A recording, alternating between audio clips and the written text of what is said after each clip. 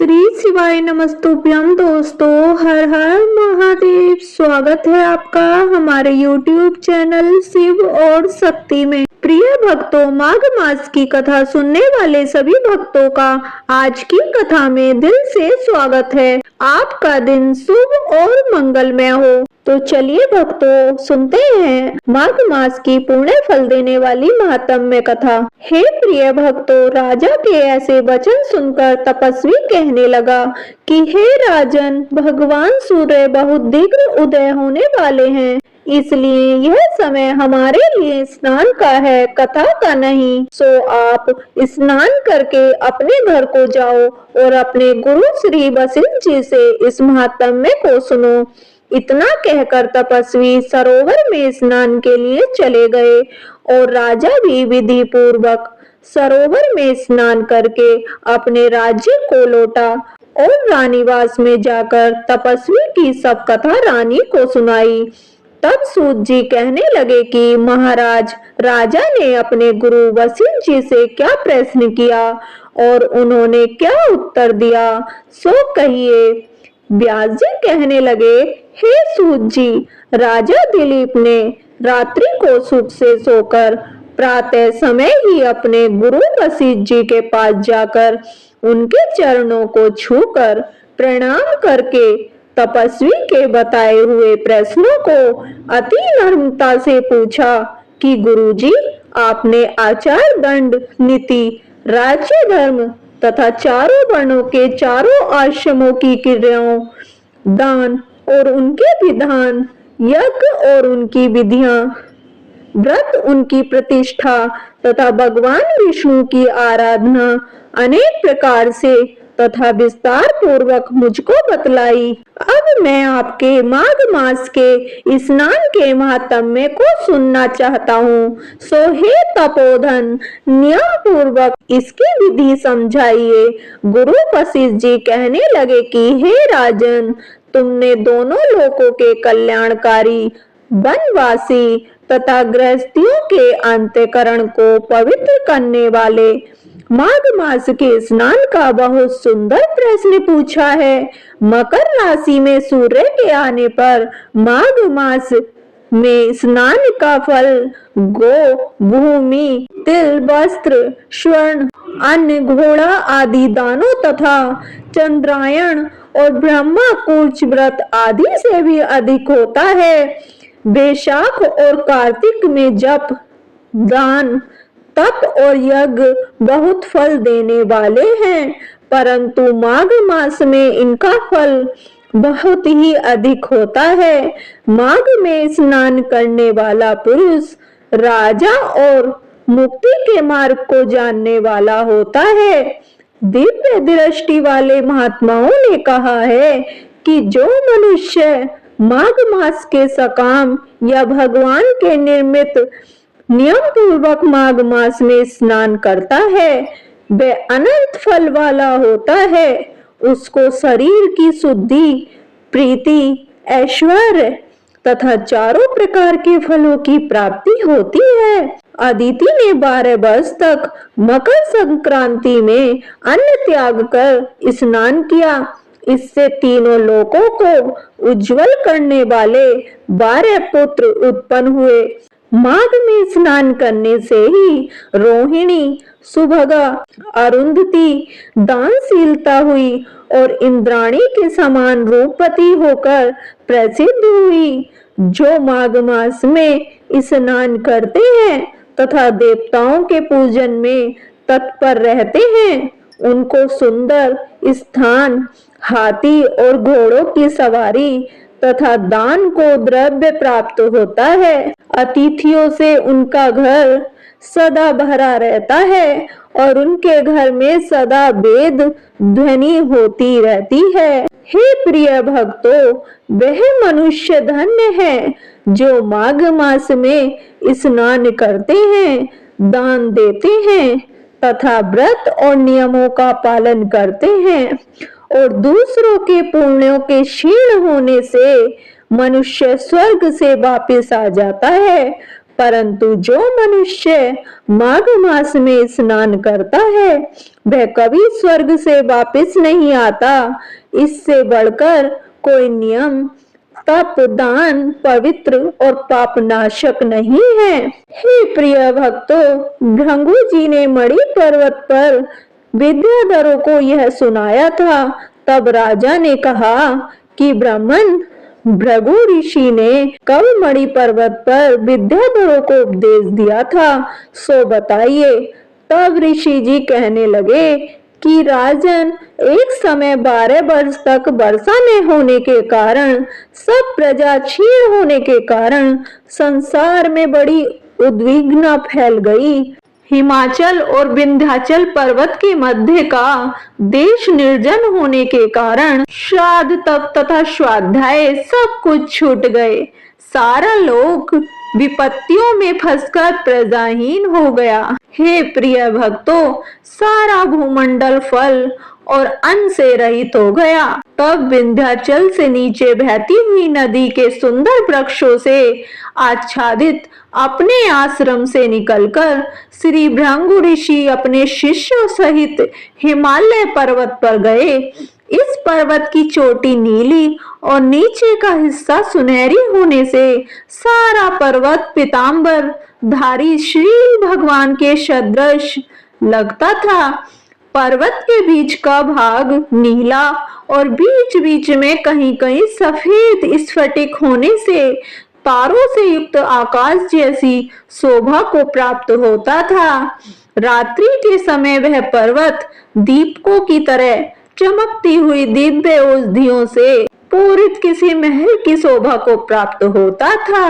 वह पर्वत शिखाओं पर बांसुरी बजाती और सुंदर गीत गाती हुई किन्नरियों तथा केले की पत्ती की पताकाओं से अत्यंत शोभा को प्राप्त हो रहा था। यह पर्वत नीलम, पन्ना, पुखराज तथा इसकी चोटी से निकलती हुई रंग बिरंगी किरणों से इंद्रधनुष के समान प्रतीत होता था। स्वर्ण आदि सब धातुओं से तथा चमकते हुए रत्नों से चारों ओर फैली हुई अग्नि ज्वाला के समान शोभायमान था।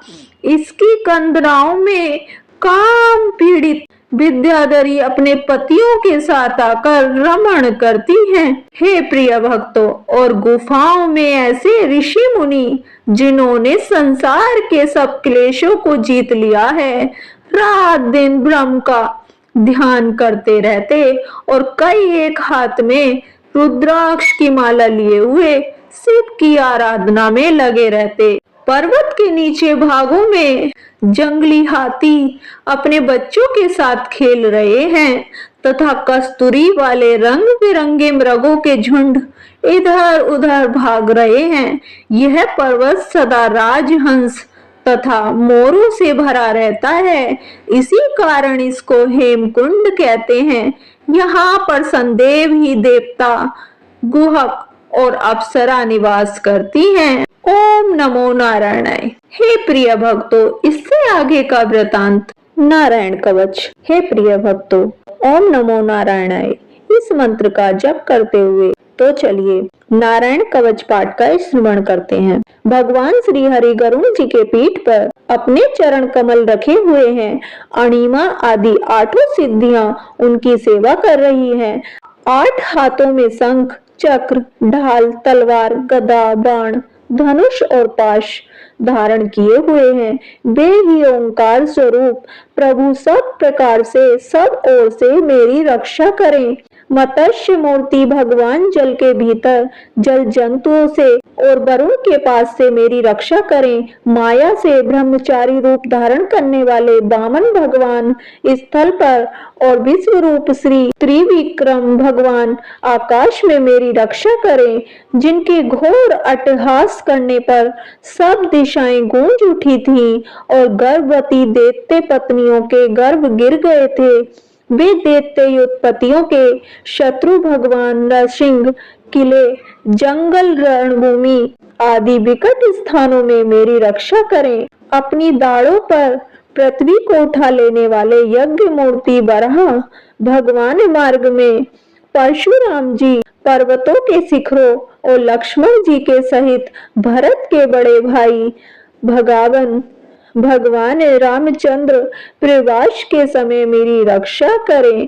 भगवान नारायण मारण मोहन आदि भयंकर अभिचारों और सब प्रकार के प्रमादों से मेरी रक्षा करें।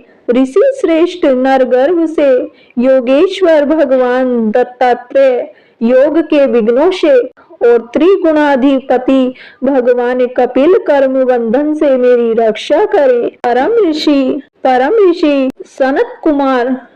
ऋषि सनत कुमार कामदेव से यह ग्रीव भगवान मार्ग में चलते समय देव मूर्तियों को नमस्कार आदि न करने के अपराध से, देव ऋषि नारद सेवापराधों से और भगवान कच्छप सब प्रकार के नरकों से मेरी रक्षा करे। भगवान धनवंतरी कुपत्र से जितेंद्र भगवान ऋषभदेव सुख दुख आदि भयदायक द्वंद्वों से, यज्ञ भगवान लोकापवाद से, बलराम जी मनुष्यकृत कष्टों से और श्री शेष जी क्रोधवश नामक सर्पों के गणों से मेरी रक्षा करें। भगवान श्री कृष्ण द्वैपायन व्यास जी अज्ञान से तथा बुद्ध देव पाखंडियों से और प्रमाद से मेरी रक्षा करें। धर्म रक्षा करने वाले महान अवतार धारण करने वाले भगवान कल की पाप बहुल कली काल के दोषों से मेरी रक्षा करें। प्रातः काल भगवान केशव अपनी गदा लेकर कुछ दिन चढ़ जाने पर भगवान गोविंद अपनी बांसुरी लेकर दोपहर के पहले भगवान नारायण अपनी तीक्ष्ण शक्ति लेकर और दोपहर को भगवान विष्णु चक्र राज सुदर्शन लेकर मेरी रक्षा करें। तीसरे पहर में भगवान मधुसूदन अपना प्रचंड धनुष लेकर मेरी रक्षा करें। सायंकाल में ब्रह्मा आदि त्रिमूर्तिधारी माधव, सूर्यास्त के बाद ऋषिकेश, अर्धरात्रि के पूर्व तथा अर्धरात्रि के समय अकेले भगवान पद्मनाभ मेरी रक्षा करें। रात्रि के पिछले प्रहर में श्री वत्सलाक्षण श्री हरि, उषा काल में खड्गधारी भगवान जनार्दन, सूर्योदय से पूर्व श्री दामोदर और संपूर्ण संध्याओं में कालमूर्ति भगवान विश्वेश्वर मेरी रक्षा करें। सुदर्शन आपका आकार चक्र रथ के पहिए की तरह है। आपके किनारे का भाग प्रलयकालीन अग्नि के समान अत्यंत तीव्र है। आप भगवान की प्रेरणा से सब ओर घूमते रहते हैं। जैसे आग वायु की सहायता से सूखे घास फूस को जला डालती है, वैसे ही आप हमारी शत्रु सेना को शीघ्र से शीघ्र जला दीजिए। कौमुद की गदा आपसे छूटने वाली चिंगारियों का स्पर्श ब्रज के समान अक्षय है।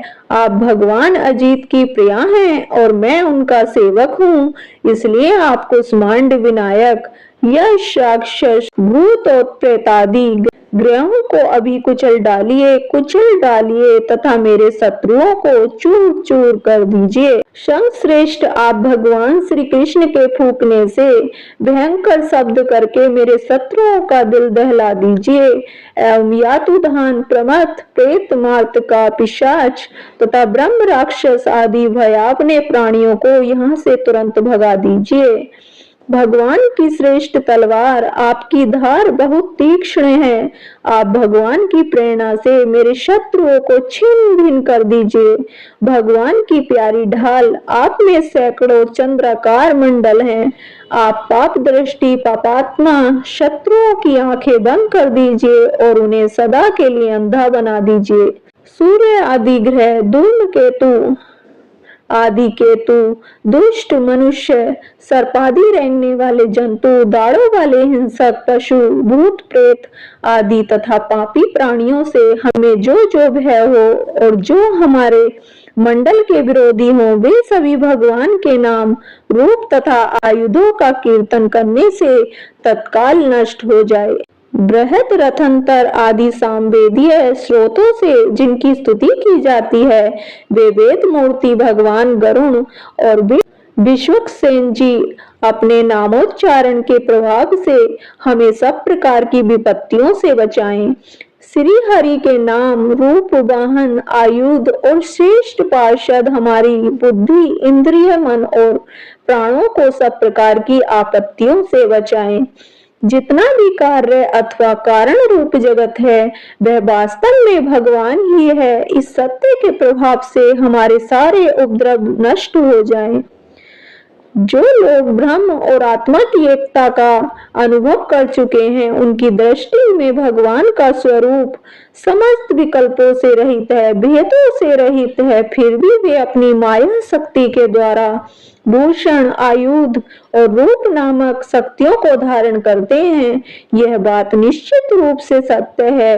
इस कारण सर्वज्ञ, सर्वव्यापक भगवान श्री हरि सदा सर्वत्र सब स्वरूपों से हमारी रक्षा करे, जो अपने भयंकर अट्टहास से सब लोगों के भय को भगा देते हैं और अपने तेज से सबका तेज ग्रस लेते हैं। वे भगवान नरसिंह दिशा विदिशा में नीचे ऊपर बाहर भीतर सब ओर से हमारी रक्षा करें। ओम नमो नारायणाय। तो यह थी आज की कथा। तो कैसी लगी आपको आज की कथा? अगर वीडियो पसंद आई हो तो वीडियो को लाइक करें, चैनल को सब्सक्राइब करें और कमेंट बॉक्स में हर हर महादेव जरूर लिखें। धन्यवाद।